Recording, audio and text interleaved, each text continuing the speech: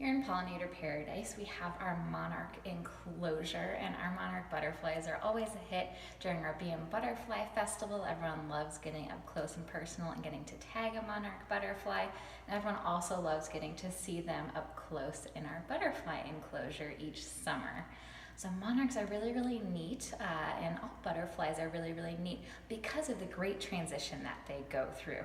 So they start off as an egg, which is about 1.2 millimeters. So it's a super tiny little egg. And then they're in that egg for a couple of days before they hatch out, and then the first thing that they do is eat their egg, and then they will start eating milkweed, that is their host plant that the monarch butterfly has laid that egg on.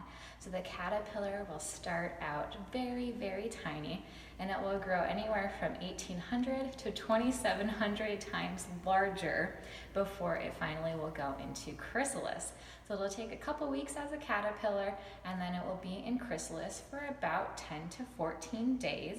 During that time, its body basically liquefies and then is put back together in a different structure where it becomes a butterfly.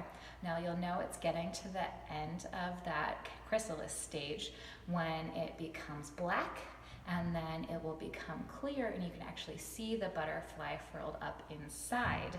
When it hatches from its chrysalis, the butterfly will hang, and then because it is very, very wet, it will pump its wings and then try to pump the fluid into its wings, and then it'll dry out. And that'll take about probably 4 to 6 hours during that time when the butterfly is drying, and then at that point the butterfly is ready to fly away. We do have butterflies sometimes in the butterfly enclosure. Our caterpillars go through the many different stages and instars in our butterfly enclosure, and then we have adults when they hatch out, and then when they are ready to be released, we do release them into the wild.